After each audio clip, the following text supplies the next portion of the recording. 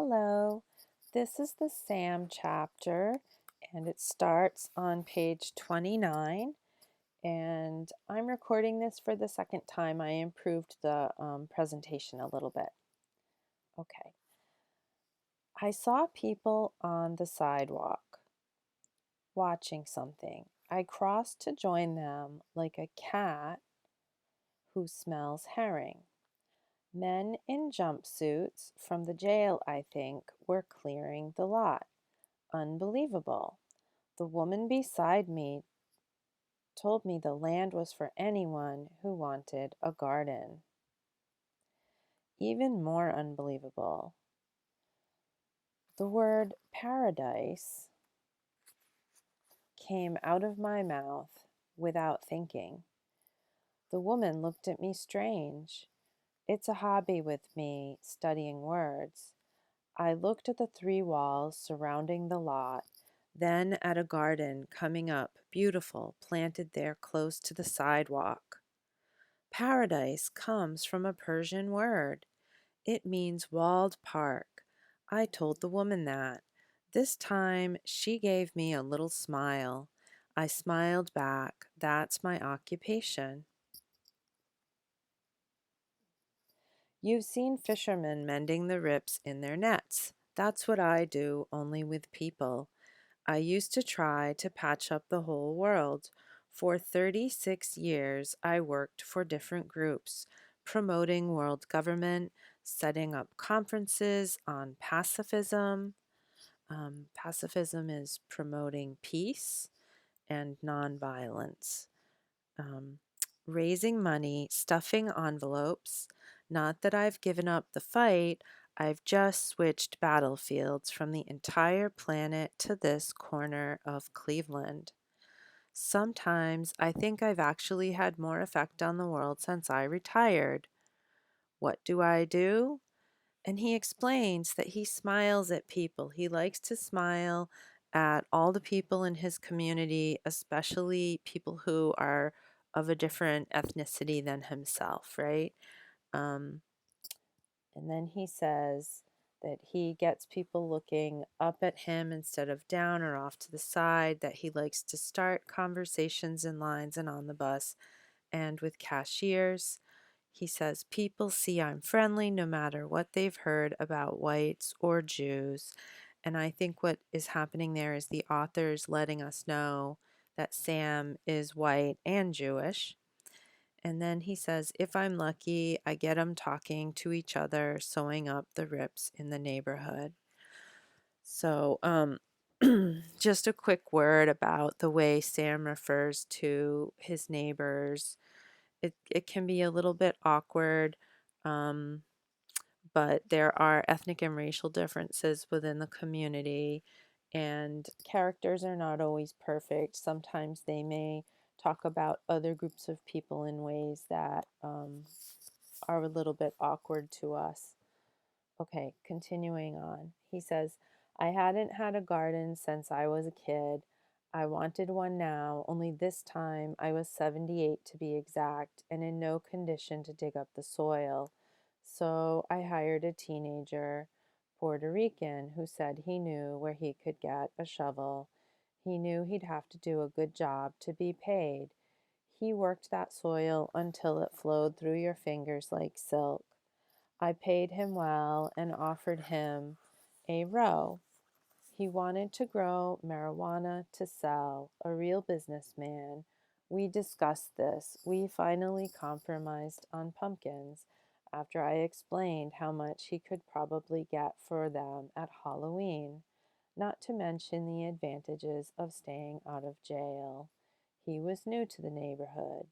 We chatted back and forth, squatting there in the cool of the evening, planting our seeds.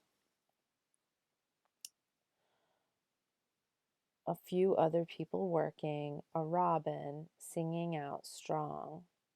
All the while, it seemed to me that we were in truth in paradise, a small Garden of Eden. And we had also talked about how um, there's a bit of a stereotype there with regard to what the young the young person wanted to grow in the garden. Okay. In the Bible, though, there's a river in Eden. Here we had none, not even a spigot anywhere close by, nothing. People had to lug their own water in buckets or milk jugs or soda containers. Water is heavy as bricks, trust me, and new seeds have to be always moist. And in all of June, it didn't rain but 4 days. The result? People bent over, walking sometimes 3 or 4 blocks, a gallon jug in each hand, complaining all the time about the water. Mine I had hauled by a third grader with a wagon. The contest I started came later. Water aside, we had other problems. People in the garden told friends and relatives. The lot was big, there was plenty of room. But when the newcomers joined, at least at the beginning, they could usually get a spot near people they knew. One Saturday, when the garden was fullest, I stood up a minute to straighten my back. And what did I see? With a few exceptions, the blacks on one side, the whites on another, the Central Americans and Asians toward the back. The garden was a copy of the neighborhood. I guess I shouldn't have been surprised. A duck gives birth to a duckling, not a moose. Each group kept to itself, spoke its own language, and grew its own special crops. One man even put up a pole and flew the Philippine flag above his plot. Then there was the garbage. A few well brought up people in the around the lot, the buildings around the lot still used it for a trash can, just couldn't get out of the habit. They emptied their ashtrays out the windows and tossed out all sorts of stuff.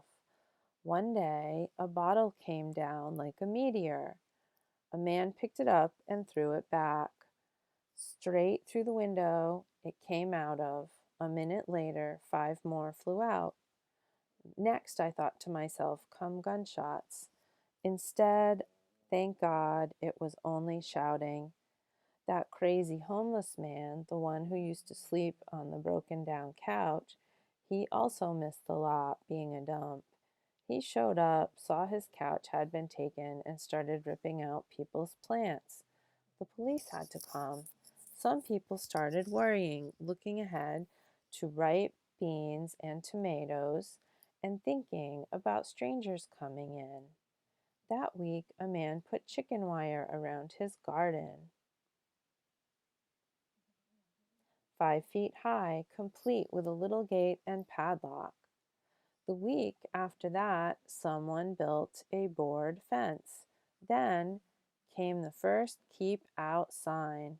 Then the crowning achievement, barbed wire. God, who made Eden, also wrecked the Tower of Babel by dividing people. From paradise, the garden was turning back into Cleveland. And that's the end of the chapter. And you'll find that there is a quiz that follows this. Okay, thank you.